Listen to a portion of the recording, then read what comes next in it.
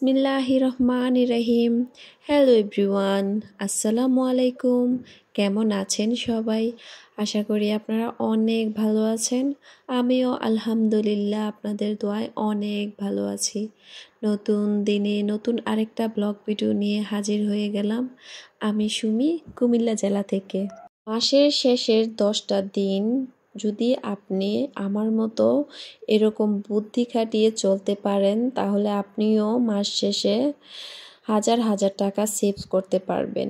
আর আমি মাসের শেষের 10 দিন কিভাবে আমার সংসারটাকে বুদ্ধি করে চালাই, সেটা আজকে আপনাদের সাথে শেয়ার করব।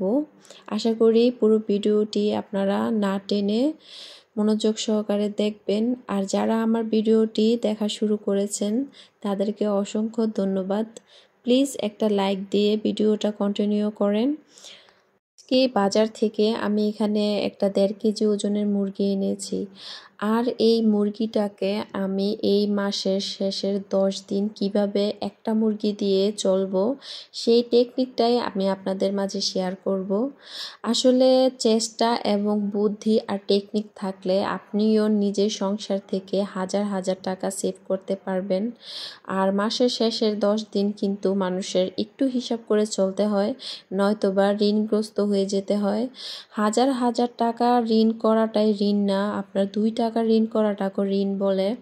যেমন সাপোজ মনে করেন যে আপনি আজকে একটা মুদি দোকানে আপনার কাছ থেকে 200 টাকা বাকি করে আনলেন, হ্যাঁ পায় মুদিওয়ালা, বা আপনি ফার্মেসিতে আপনার কাছ থেকে 50 টাকা পায়, বা হচ্ছে সবজিওয়ালা, মানে অনেকে তো এরকম করে যে মাসের শেষের দিকে হাতে টাকা পয়সা কম থাকলে মুদি বাজার থেকে কিছু কিনে কিছু দেয়, কিছু বাকি রাখে।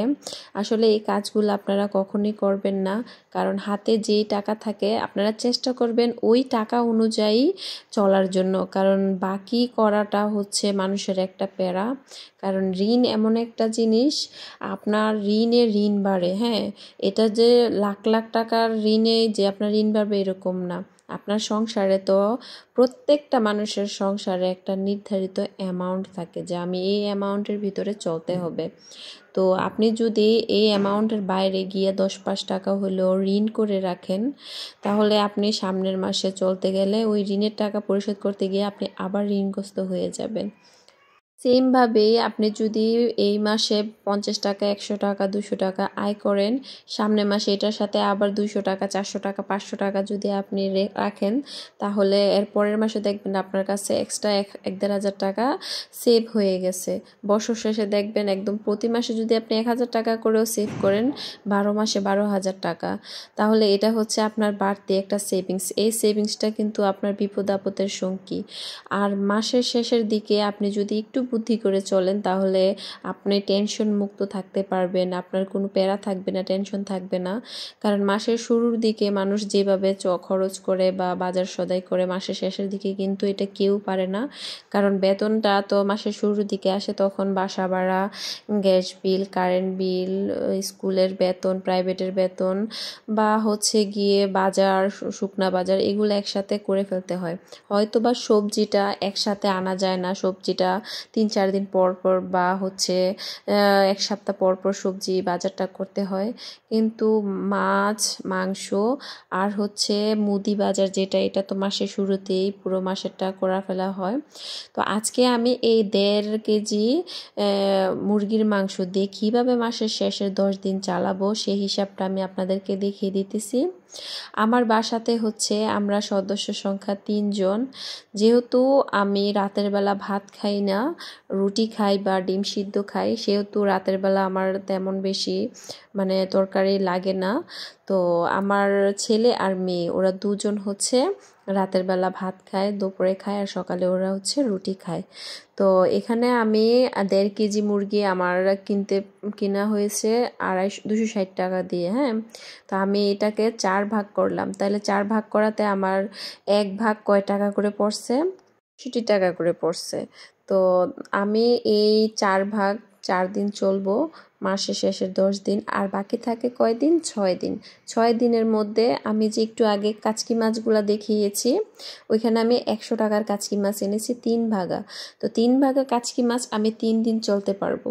তাহলে আর থাকবে কয়দিন? 3 দিন। আর বাকি 3 দিন হচ্ছে শাক টাক বা হচ্ছে গিয়ে ডিম ভুনা এরকম করে চালিয়ে দিব।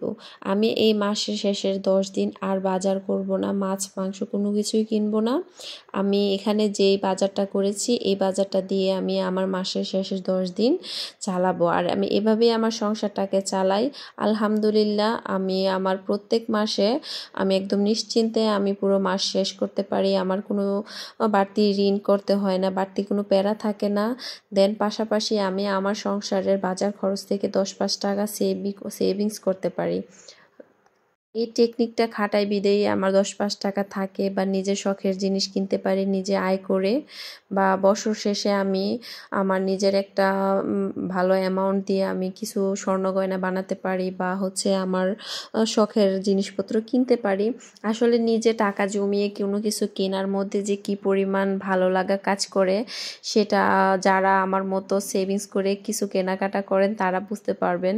যে হাজব্যান্ডের টাকা দিয়ে তো সব কিছুই করা হয়, তারপর নিজের আয় করা টাকা দিয়ে বা নিজের সেভিংস করা টাকা দিয়ে যদি কিছু কিনতে পারি, সেটার মধ্যে আলাদা একটা ভালো লাগা কাজ করে। এখানে 6 পিস মাংসের টুকরা নিয়েছি, এটার সাথে 2টা আলু কেটে দিয়েছি। তো আপনারা চেষ্টা করবেন মাসের শেষের যেই 10 দিন আছে, আপনারা এই 10 দিন বাহিরে কম যাবেন বাজারের দিকে, বা হচ্ছে মানে বাহিরে বলতে প্রয়োজনও তো যাবেনই, কিন্তু বাজারটাতে একটু কম যাওয়ার চেষ্টা করবেন। দেখবেন আপনার এত বেশি খরচ হবে না, কোনো প্যারাও থাকবে না।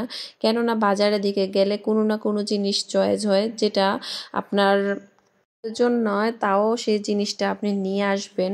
তো সেই জন্য বাজারে কম যাবেন। তা আমার বাসায় তো আমি মাসের শুরুর দিকে আলু পেঁয়াজ এগুলা কিনে ফেলি। তারপরে হচ্ছে আমি এই মাসের প্রথম দিকে পেঁয়াজটা একটু কম কিনেছিলাম, সেজন্য আজকে 2 কেজি পেঁয়াজ নিয়ে এসেছি। তো এই 2 কেজি পেঁয়াজ দিয়ে আমি এই 10 দিন চালাবো।